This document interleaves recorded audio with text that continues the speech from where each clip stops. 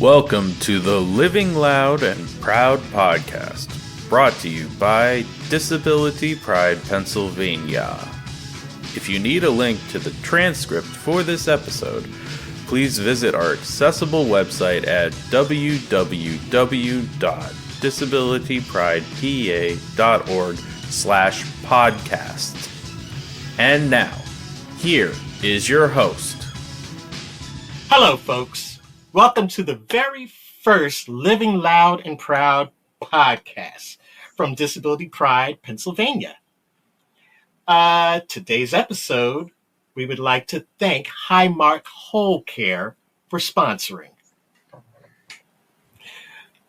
Our guest, our very first guest ever, is Vicki Landers. And Vicki, do you care to introduce yourself and tell everybody who you are? Hi, everyone. My name is Vicki Landers. I am the founder and executive director for Disability Pride, Pennsylvania. We are a 501c3 disability-led organization that creates programming, inclusive programming, I should say, very important part, inclusive programming for folks across the Commonwealth of Pennsylvania. So, now, Vicki, exactly how did you get involved with Disability Pride? I was down at the Independence Edge Studio, which used to be located underneath the Philadelphia Sill. And I had this person came rolling down in his wheelchair with this funny hat and said, "Hey, we're looking for folks who can make some art for a Disability Pride parade that they were having." And so I said I would help. And that's kind of how it all started. That was 12 years ago. It seems like yesterday that I've been doing this. But I would not have gotten started without Alan Holdsworth and the Independence Edge. Okay. So tell us, what is the mission of the organization Disability Pride Pennsylvania? Disability Pride itself is a movement. And to me, it means more than just like it's self-advocacy, and it's a push for acceptance. But Disability Pride is above all a celebration of inclusion and disabled people who are proud of themselves. Our mission is to celebrate the pride that the disability community feels. It's a place for us to come together and to celebrate the disability experience with the entire community. And what makes us special is that we think about accessibility and inclusivity from day one. You know, it's the first thing on your list. If you can't do it that way, then we don't do it at all. Okay. Well, now, can you tell us about your programs and events? Sure. So our programs always provide space for advocacy, celebration, and sometimes some good trouble. You know, we of course have our Disability Pride celebrations, which in 2024, we're hosting 6 Disability Pride events across the Commonwealth of Pennsylvania in Harrisburg, Pittston, Lehigh Valley, Williamsport, Pittsburgh, and then of course in Philly, always. And you can find more information on our website about that. We also have one of our most exciting, our longest running program. It's called All About Disabled Sex. We started this because we wanted there to be a place for folks to actually talk about disabled people having sex, because we do. And making sure that we could do it in a space where everybody felt comfortable, doing it in public, we started it doing the events during the day, during the week, because you can talk about it at any point in time.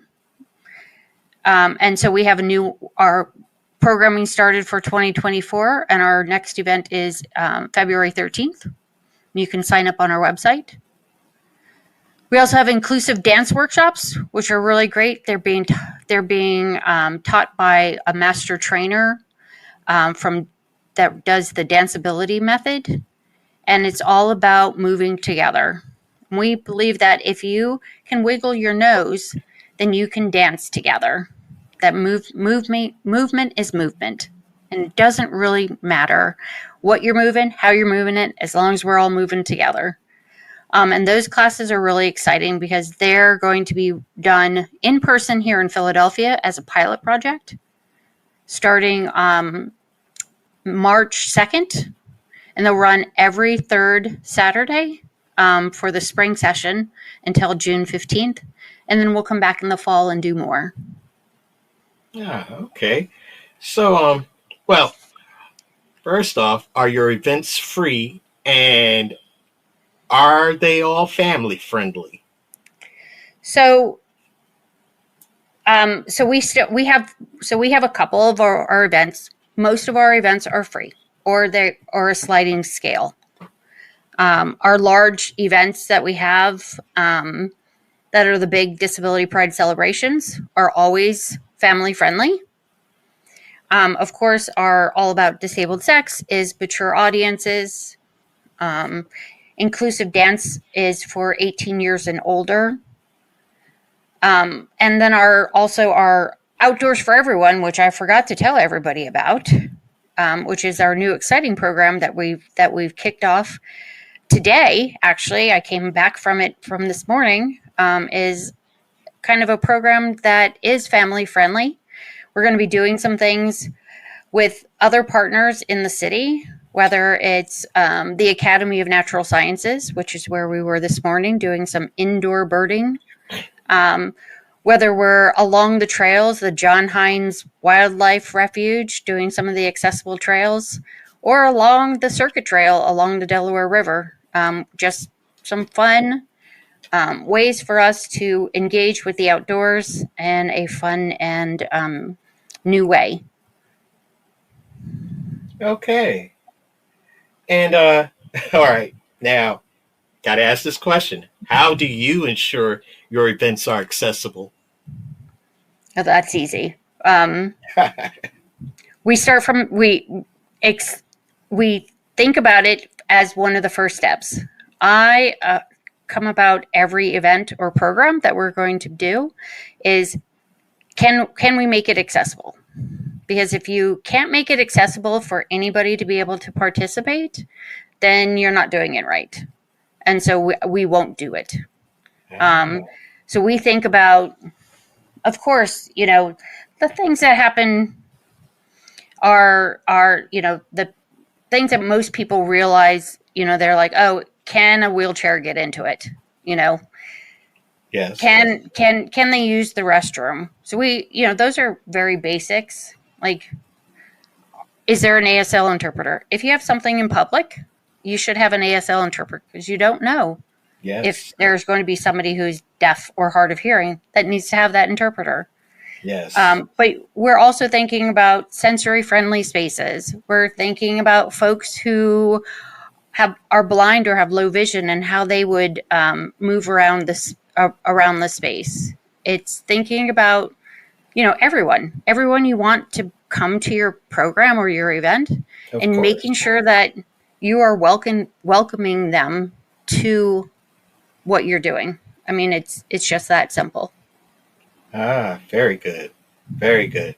Now, can people volunteer with DPP, Disability Pride Pennsylvania? Yes, we have lots of different ways for folks to volunteer.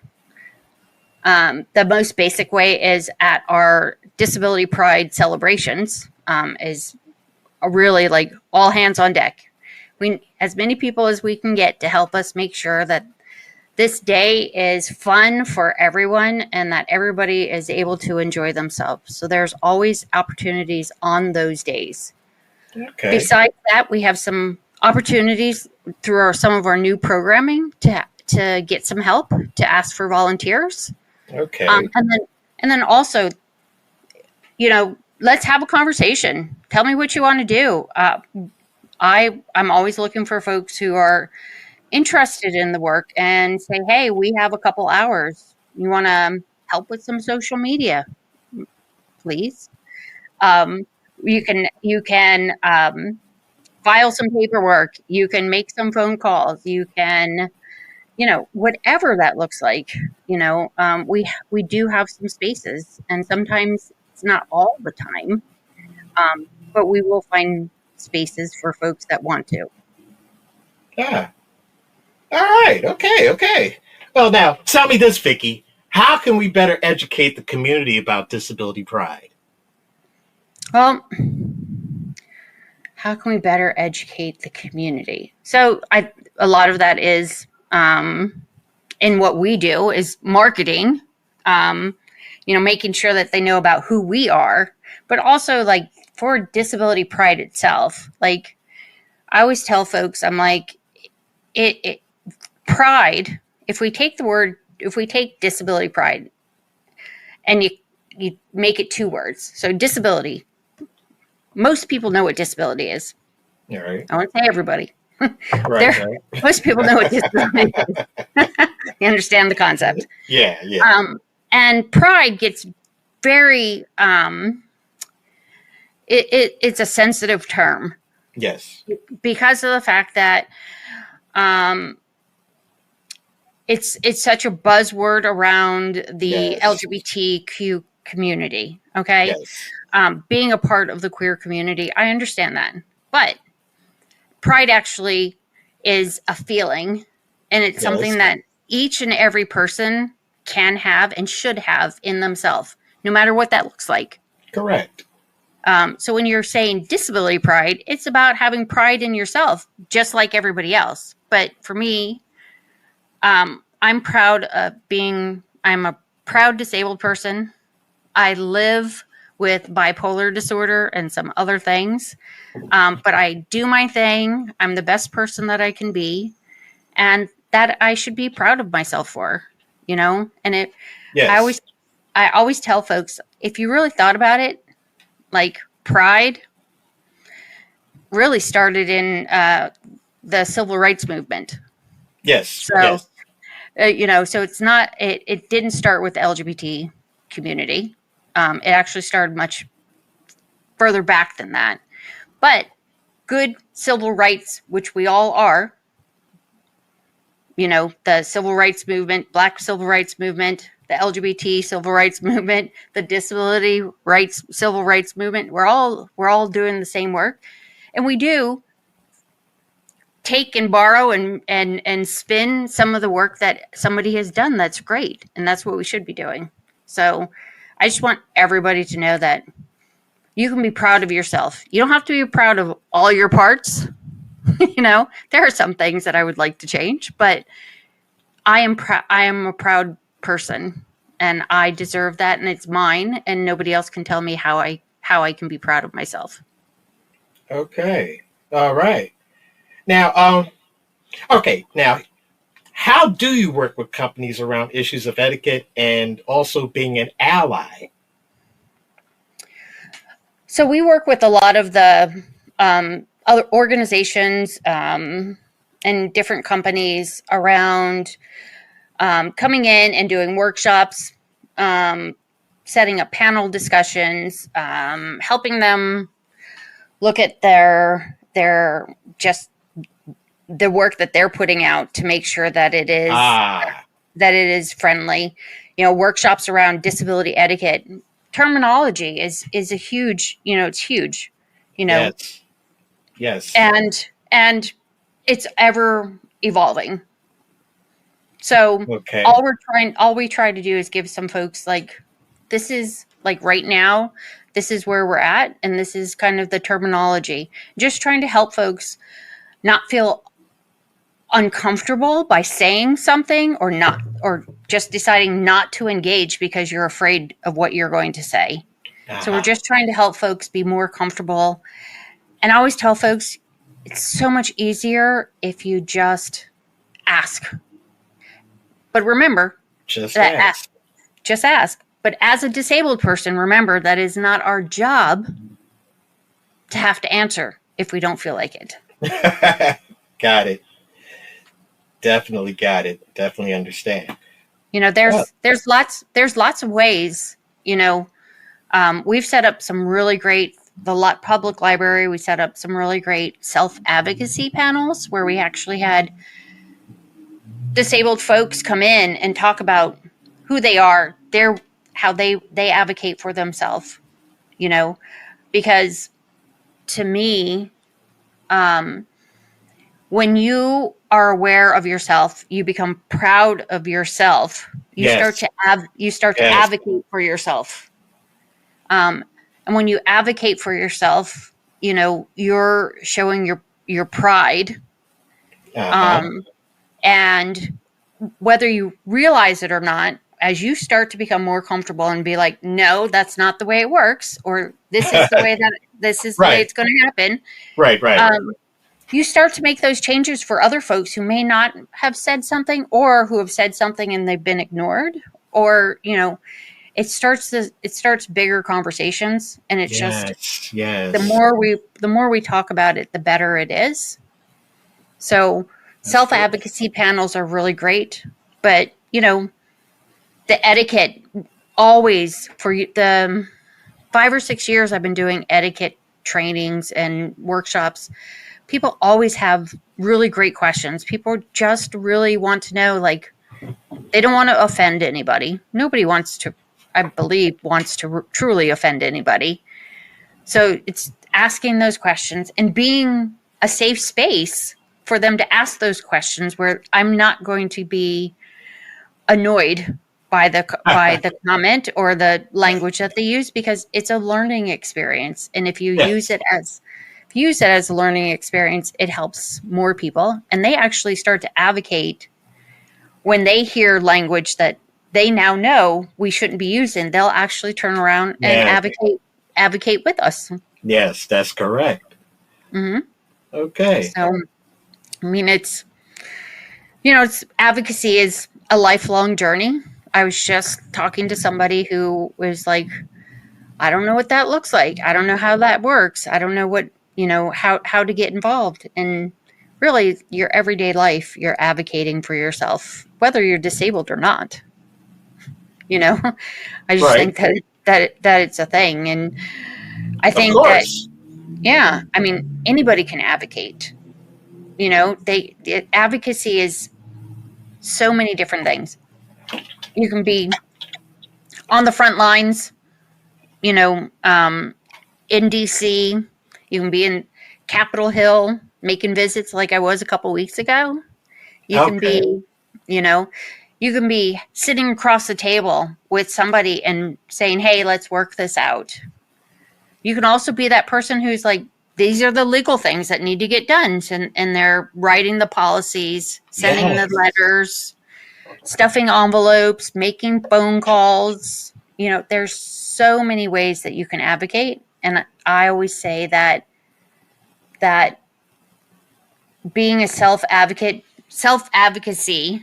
is what starts disability pride. You know, when you're proud of yourself, you advocate for yourself, and the world just gets better because now you're learning to express yourself and what you want and what you need. Okay. Well, uh, Vicky, it looks like we're just about out of time. And uh, is there anything you want to say in closing?